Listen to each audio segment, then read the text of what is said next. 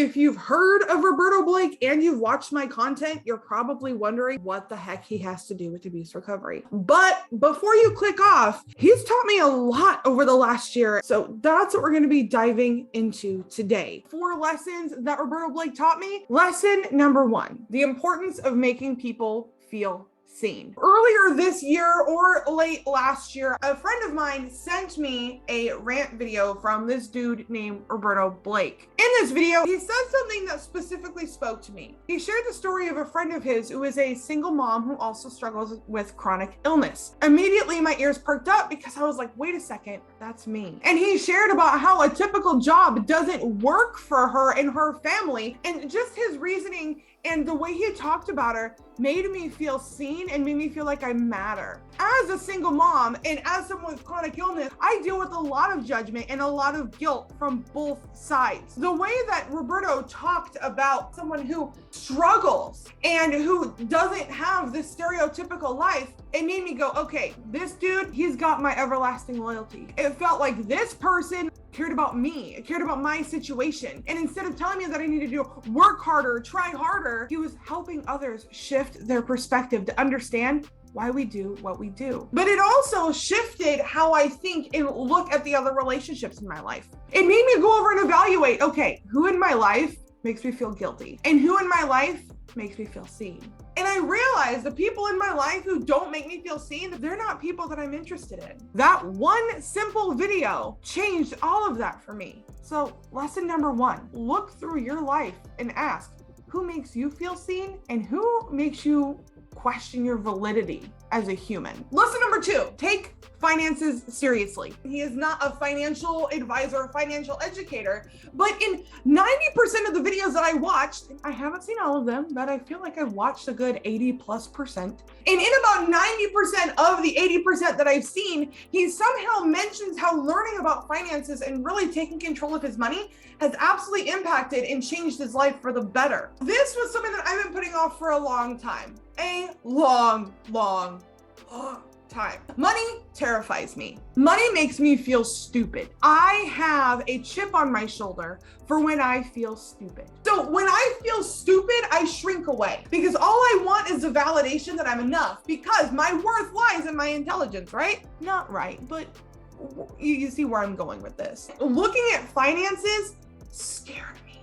I remember being in a clubhouse room with Roberto, and the way he was talking about things and sharing things really connected with me. And I took the time to reach out and let him know that the way he shared it made it a lot less intimidating. And it was actually that conversation that we had, the Twitter DMs, that made me realize, okay, money is only as scary as I make it out to be. And the only reason money is scary and the only reason money makes me feel stupid is because I know nothing about it. And if I never learn anything about it, it's gonna forever be this thing that makes me feel stupid. Learning about finances and really taking control of how I spend my money and where my money is going led me to signing up for a finance class. But I already feel so much more confident when it comes to my money. I feel so much more confident when it comes to making more money in my business. Most importantly, I don't feel stupid anymore. I don't feel like it's this big monster that I can never face. I don't feel like it's up to somebody else, which, by the way, is something else that scared me. I always left money up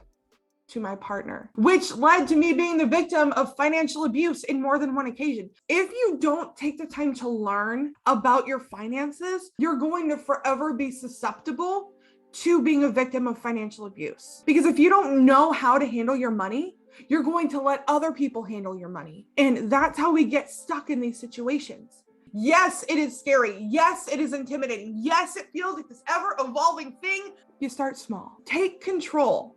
Learn. This is how we're going to finally climb out of this hole and not be victims again. Lesson number 2, take your finances seriously. The third lesson that I learned is to be weird and geeky. Not everybody's into video games or Star Wars or anime. Whatever it is that makes you weird, the thing that you don't share out of fear, that's what you should share more of.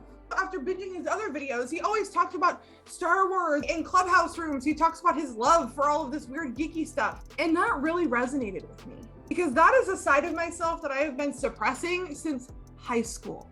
Now, look, I am not saying that I haven't embraced my nerdy side. I definitely have, outside of my professional front-facing personal brand. I thought with the blue hair and the undercut and the piercings, that was it. That was all I could share, and I needed to put a cap on my weirdness. But the more I got to know Roberto and the more that I follow Roberto, the more I found that he was so open about his weirdness and his geekiness that it actually helped him to create connections with all of these communities.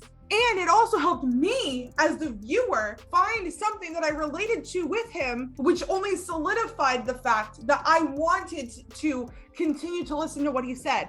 It made me want to connect with him more. The very thing that I was so scared of was helping him get ahead and connect with people. So it made me realize, okay, maybe I'm not going to relate to everybody with a random Star Wars reference, but it was going to show people that they could be authentically themselves. And that even if they don't want blue hair, even if they're not interested in Star Wars, it shows them that in their life, their thing that makes them weird, their thing that makes them different, their thing that they've been suppressing, they can talk about and be about and share. It made me realize I'm doing a disservice because I am out here saying, be yourself, own who you are, and rock the hell out of it, while I am over here terrified to say that Jar Jar Binks was definitely a Sith Lord.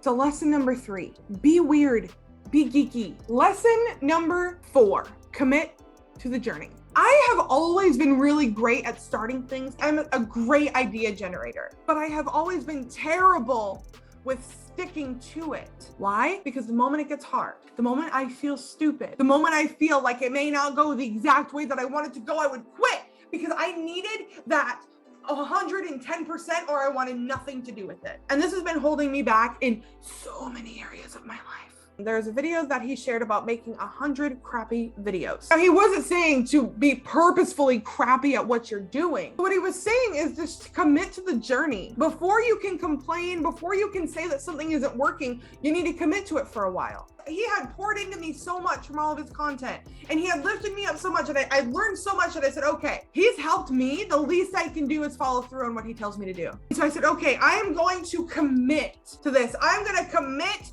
to 100 crappy videos. I'm going to commit to getting better with each and every video. And you know what? I did it. And I didn't even notice that I did it until I surpassed 100. I think it was like 120 something when I was like, oh, I did my 100? Like, and in that time, did I get 1 million subs? No, I'm still under 100. Did my life completely change? Well, yes, my life changed, but not in the way you think. I did not get the immediate success that I thought I would from those 100 crappy videos. And oh my God, I'm so glad. I learned that it's gonna take time. And even when I got discouraged, there was always encouragement to keep going. I will say the creator community is one of the most amazing communities I've ever seen. And I am so honored that I get to say that I'm a part of it now. Because I committed to the journey, I now have relationships with people I didn't even know existed several months ago. And these people that I meet online, they're not just some, oh, hey, good job type people. These are people that are pouring into my life, that are cheering me on, that are lifting me up, that are checking in on me, that are sharing my content. I'm sharing their content. And this isn't just to benefit me in that way, but this has been the most powerful decision I made because Roberto taught me that if I stick to the journey, I'm going to get results. They may not come in the way that I want them to, oh, my life's been changed. I've had 1 or 2 people watch a video, and those 1 or 2 people have messaged me and told me that because of the video, they chose to wake up tomorrow when they had previously made the decision not to.